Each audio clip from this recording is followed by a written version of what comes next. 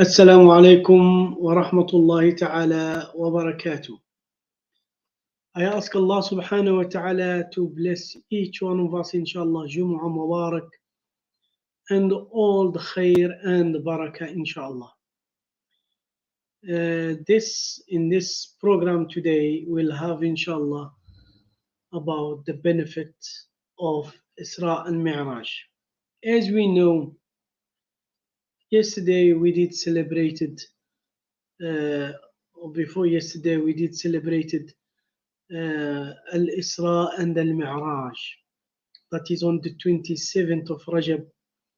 And this journey, it is so insignificant in the life of the Rasulullah sallallahu alaihi wasallam. With this, inshallah, we'll try to take some lessons. And as we know, every year in this time, 27 of Rajab, that we celebrate or we commemorate the Isra, the journey of Isra al-Mi'raj, the incident Isra al-Mi'raj, and we want to draw the lessons for our time in this difficult time. With this, we'll inshallah we'll be back shortly.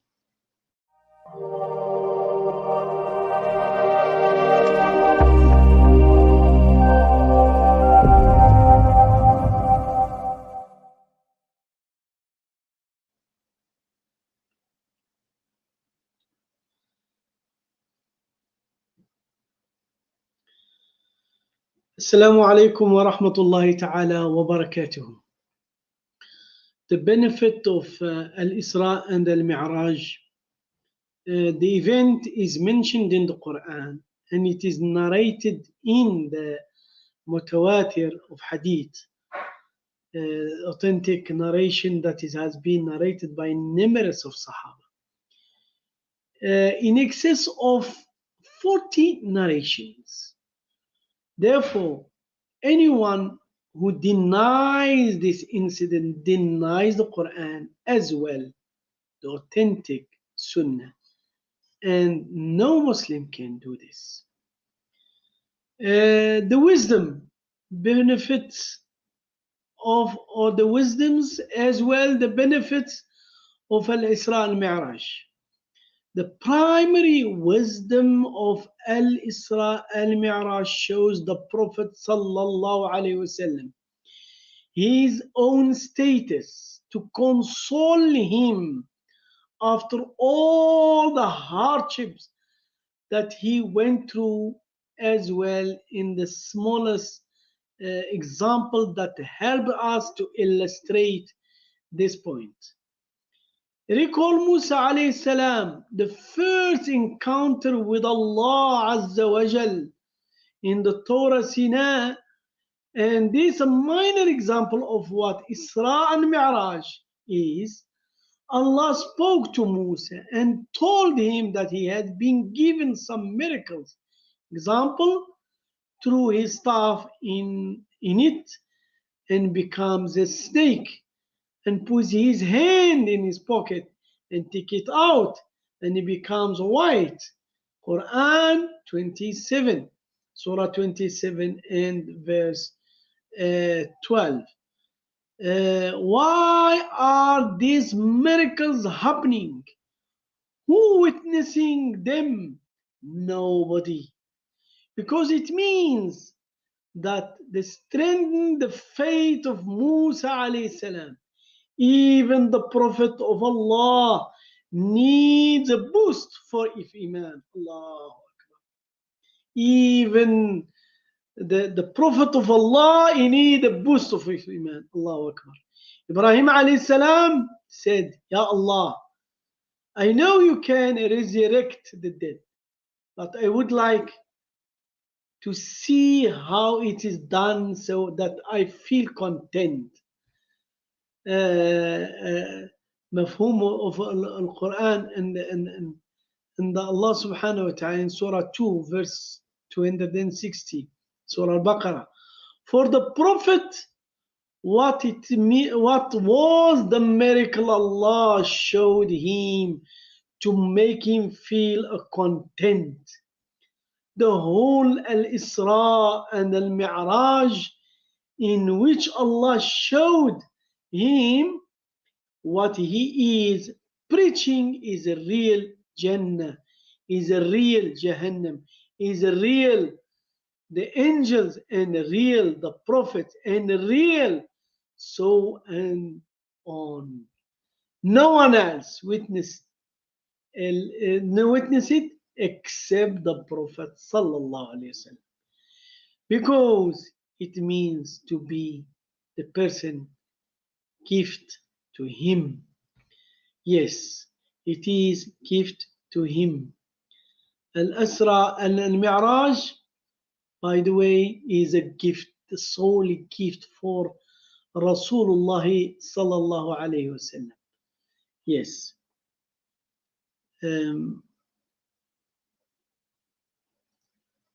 Number 2 is اللهم اغفر لنا ذنوبنا وإسرافنا يا رب. Yes.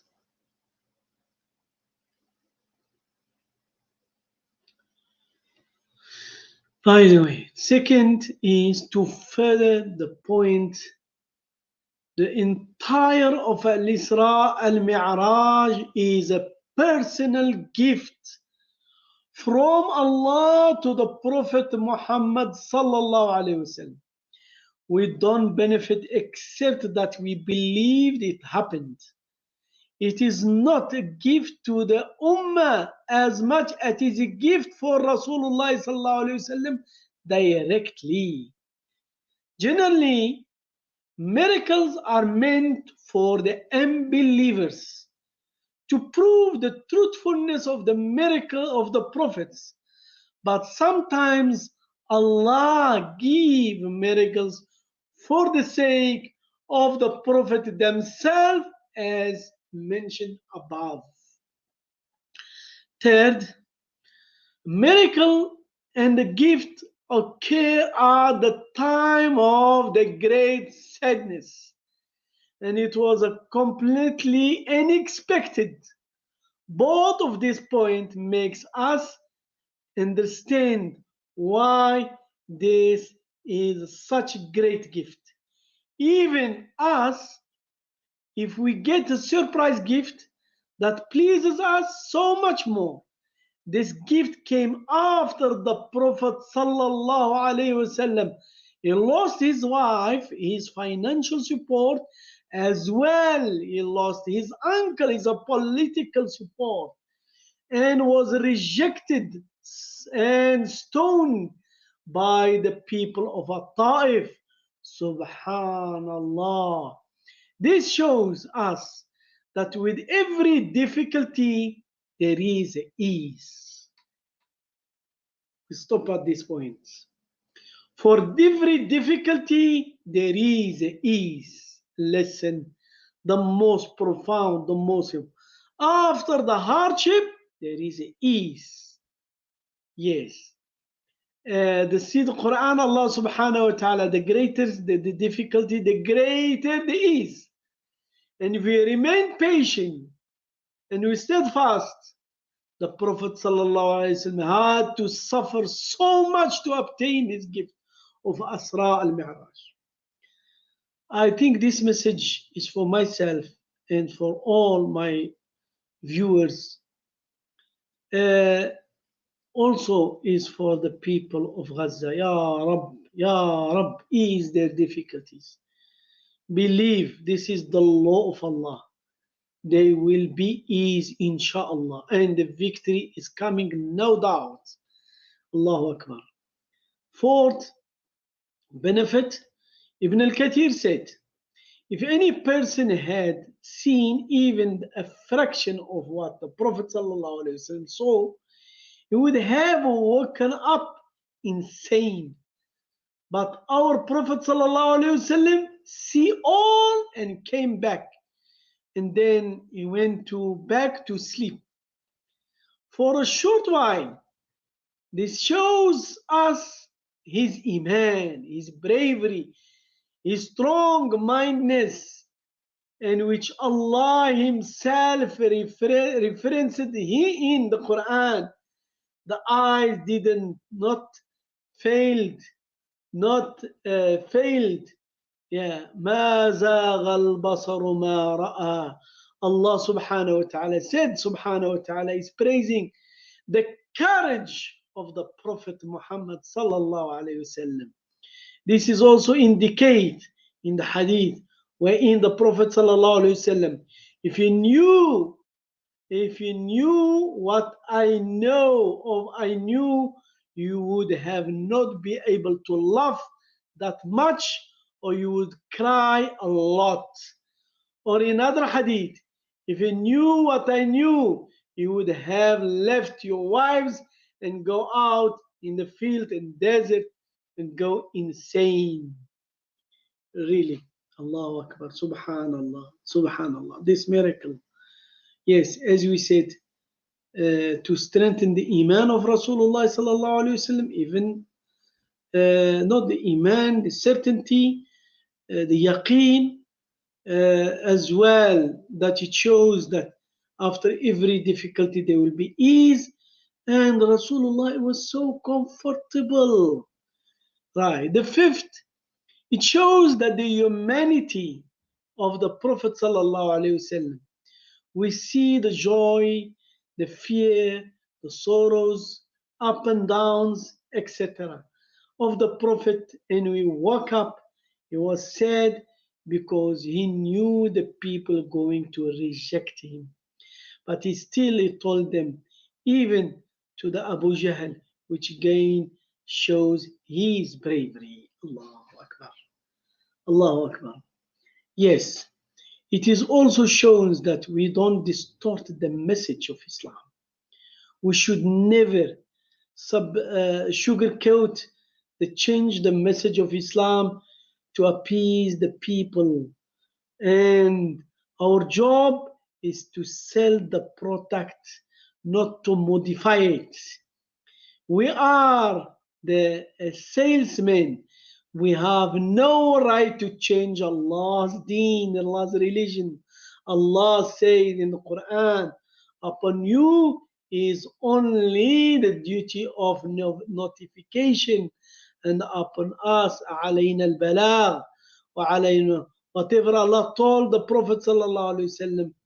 Yes, and he sallallahu alaihi wasallam told there will be no changes. The story as it is.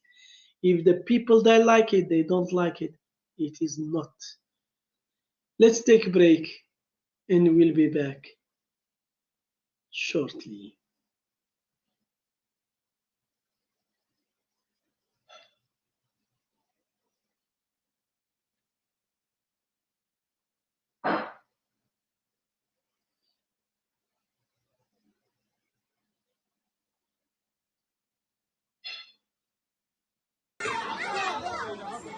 Children in Gaza are hungry, and the fear is that they're about to get hungrier. Donors to UNRWA, the main UN agency that supports Palestinians, including the UK, withdrew their funding 10 days ago because of allegations in a confidential Israeli document that this program has now seen. The document repeats an allegation the Israel Defense Force has made many times, that the Hamas terrorist organization has been methodically and deliberately emplacing its terrorist infrastructure in a wide range of UN facilities and assets, but provides no evidence to support its explosive new claim that UNRWA staff were involved in the terror attacks on Israel, just stating, from intelligence information, documents and identity cards seized during the course of the fighting, it is now possible to flag around 190 Hamas and Palestinian Islamic Jihad terrorist operatives who serve as UNRWA employees. More than 10 UNRWA staffers took part in the events of the 7th of October. Israel gave the document to donors just after the International Court of Justice in The Hague made an interim ruling on a charge of genocide against Israel. that Israel must take immediate and effective measures to enable the provision of urgently needed basic services and humanitarian assistance. It is utterly shocking that the donors who accuse UNRWA of instrumentalizing aid, as they have done, are themselves weaponizing UNRWA. It is a violation of international humanitarian law. It's a violation of international principles. It's a violation of the ruling by the ICJ, which says nobody should squeeze international humanitarian aid. What's Britain and others done? They've squeezed the aid. And it's a violation, arguably, of the Genocide Convention, because it will devastate the lives of 1.2 million people who were on UNRWA's food lines even before the 7th of October, and that's going to get longer. It will undoubtedly, if unsuspended, lead to mass starvation. Apart from emergency aid, UNRWA runs schools, hospitals and other services for 5.9 million Palestinian refugees across the Middle East. It employs 13,000 Gazans, all of whose names have been checked against a UN terrorism list and as recently as last May were vetted and approved by Israel. UNRWA immediately fired the staff members named in the document and mounted an investigation. UNRWA is playing a critical role. It's true that the Israeli government has been very critical of UNRWA, not now, from many times ago, but we cannot punish 2 million people by depriving them from the support that UNRWA is providing. Who will take care of that? The Israeli Prime Minister, who met a UN delegation last week, is angry that UN reports about the dire humanitarian situation in Gaza were cited as evidence in the genocide hearing, adding to his anger that UNRWA staff allegedly took part in acts of terror. I think it's time that the international community and the UN itself understand that UNRWA's mission has to end. Today, UNRWA released photographs they say show a food aid truck in Gaza which was hit by Israeli naval gunfire. The Israelis haven't yet commented. In Gaza, the suffering never seems to end.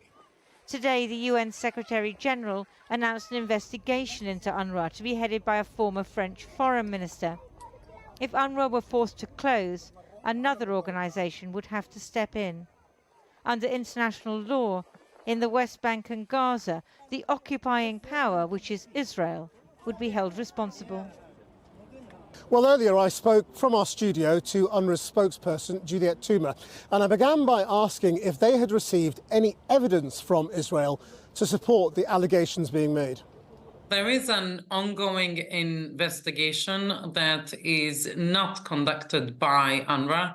It is being done by the highest investigative office of investigations in the United Nations. That investigation is ongoing, and they are going to do their work and look into all these allegations. When was the last time UNRWA had given a list of employees or contractors to Israel? Every year, we send a list of all our staff working with us across the region to the host governments, and we have not received a response to the content of that list from the government of Israel. Were the 12 names that Israel has made allegations against on that list that was sent in May 2023? I would assume they were. It must have come as a surprise then. It came as a shock. Normally, as you know, if allegations are made against members of staff in any large organisation, sacking is not the first action. There's usually a suspension pending an investigation. Had UNRWA been given or had it acquired its own evidence that showed there was some sort of prima facie case? The Commissioner General of UNRWA took that decision in the best interest of the agency. Yeah, sorry, do you understand the question I'm asking you? I mean, I understand that there are allegations made. You then sacked those people, terminated their employment. Did you take that?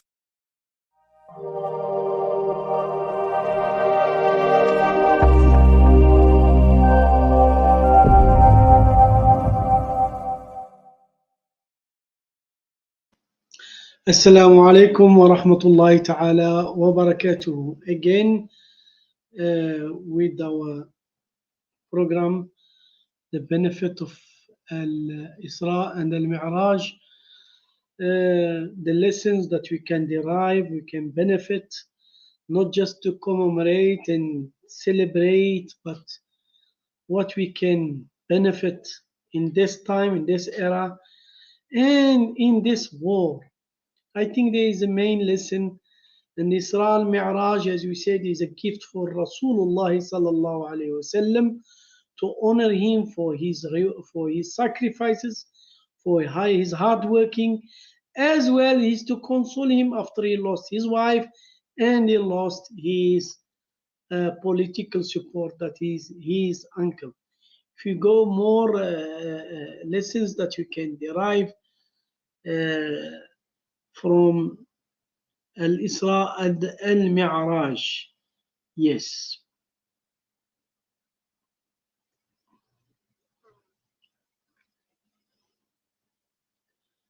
Yes.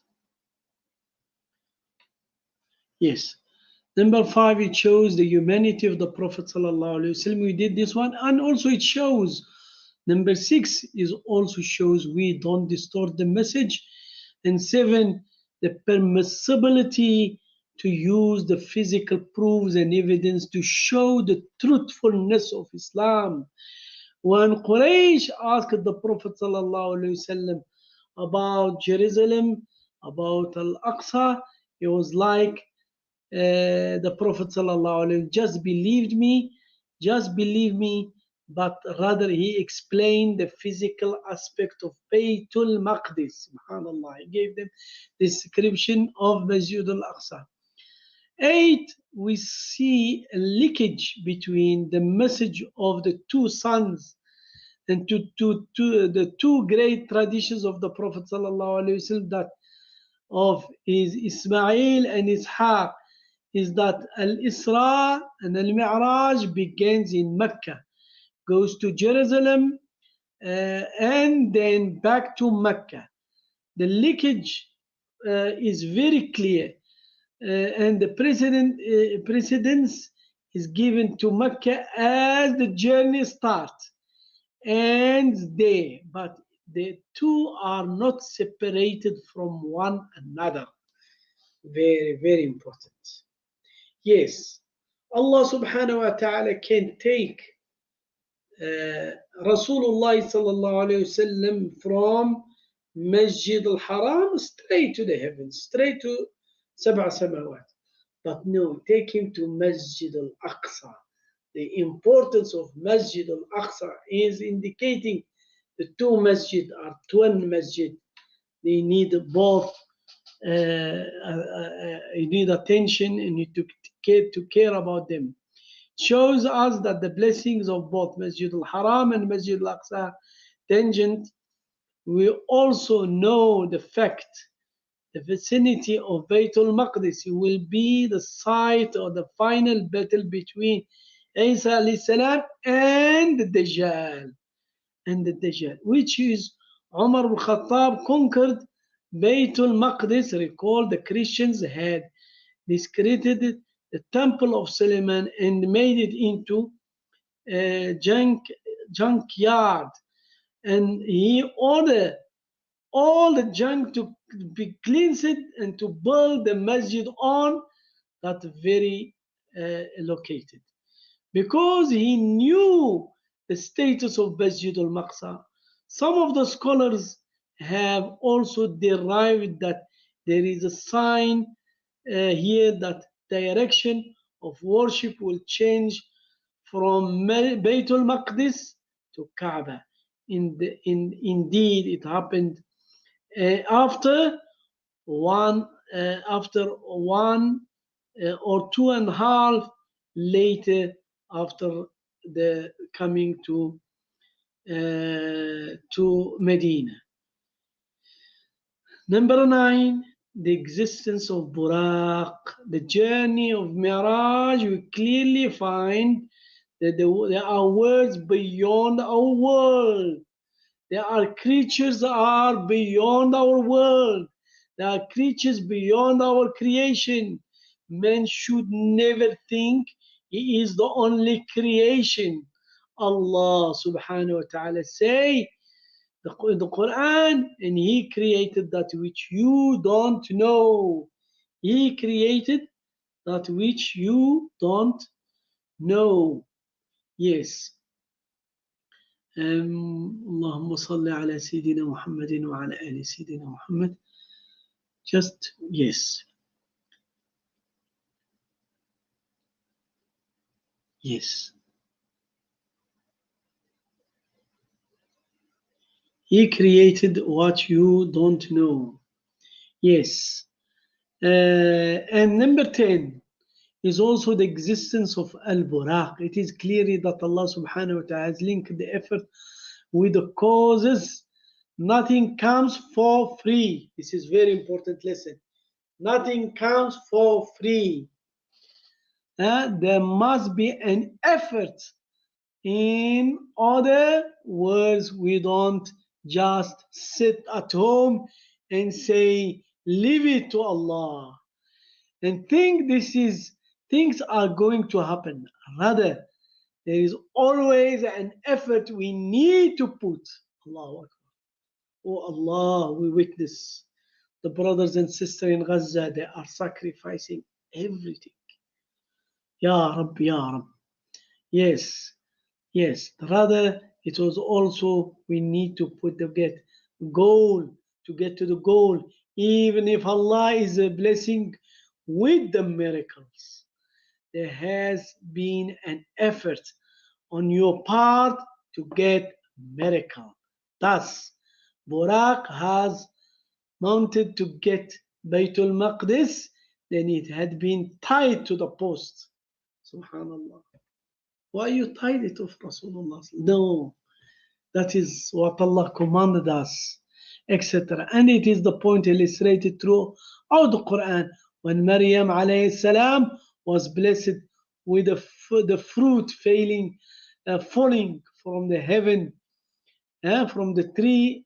The fruit has to come from the tree, and they had to shake the tree. Ya subhanallah, for the fruit to come down. Yet she is on the last stage of pregnancy. Shake the tree, shake the tree. Yes, not to get it a miraculous way. There will always be some effort, even it is small, and it is for a miracle. How about the daily occurrence that are not miraculous? Allah never give anything just like that. Allah, beautiful. Allah don't give anything just like that. Yes. We need to show our dedication and put it the effort, strive and work hard. We want the money, we want to be cured, whatever we want, Allah has created the path to get it. But it was the act, even the miracles has done, have general path. Allah subhanahu wa ta'ala still said, you need to do something. Example, even Musa alayhi salam, to the part of the Red Sea, Allah told him, strike the sea, and strike the sea with your stick. And it didn't just happen on his own. It only clearly shows Allah has created the causes to get to the goals. That you want the liberation of Al-Aqsa, you must do the action. You must fight the enemy. I think this is a most beautiful lesson. I think let's go to number 11. In the story of the milk and the wine, we see the purity of the Prophet sallallahu alaihi wasallam. Even before the wine has been made haram, he knows he doesn't want the wine. He chooses to the pure over the corrupt. And Jibreel said, you have to choose the pure. Yes. Number 12, and we will stop in this point. In the journey of Isra and Mi'raj, physically saw most of the pillars of Iman, an indication them. He saw the hijab of Allah. He spoke directly with Allah. He He saw the angel Jibreel in his original form and in countless angels, and he met all the prophets and he spoke to them about the days of judgment and its signs, and he saw Jannah and Jahannam. And he even saw the reality of the Qadr by seeing Adam with the Prophet on his right and left, and by hearing the writing of the pen above the seventh heaven. Allahu Akbar. Allahu Akbar. What a beautiful lesson. Inshallah, we'll carry on with the lessons of al-Isra and Mi'raj the next session, inshallah. It is a beautiful, please. It is the lecture of Yasir Qadi that inshallah we benefited. Allah reward him. And inshallah, we are also sharing it to the community. Please watch the seerah of Yasir Qadi. We end up with the dua. Ya Rabbi laka alhamdu kama yanbaghi جلال وجهك وعظيم سلطانك. يا ربي لك الحمد حتى ترضى وإذا رضيت وبعد رضا. يا ربي لك الحمد أبدا أبدا. اللهم يا رب العالمين صل على سيدنا محمد في الأولين وفي الآخرين وفي الملأ الأعلى يوم الدين.